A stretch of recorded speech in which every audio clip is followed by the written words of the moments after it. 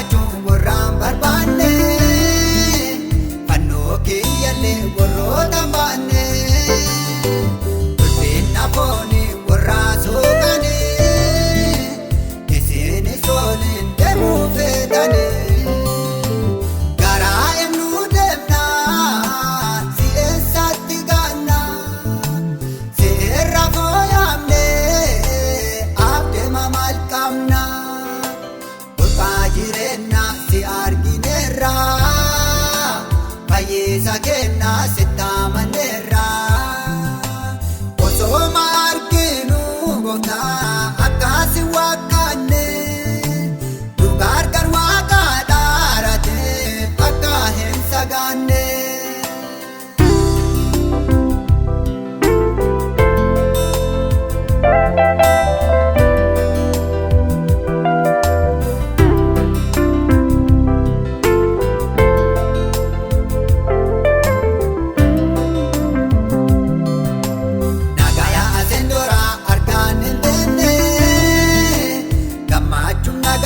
Sirraa arganne ataame gara warra seetooffatane majjenne deebinaa gara isaane garaa eenyu deemnaa si eessatti gaannaa seerra fooyyamne abdeema maal qabnaa burqaa jireenya si argineerra.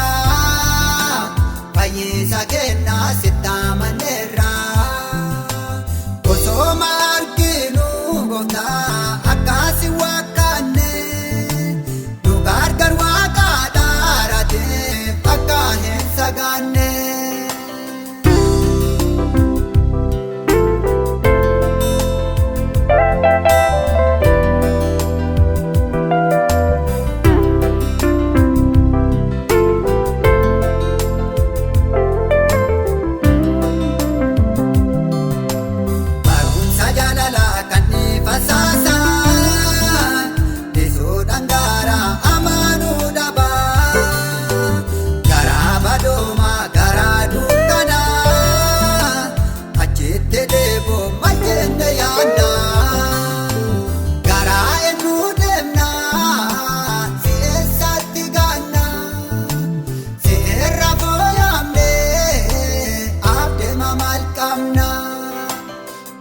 Jireenya si argineerra fayyisa kenna sitti amaneerra osoo ma arginu gooftaa akkasi waaqanne nu gargaar waaqa dhaarate akka hin sagaanne.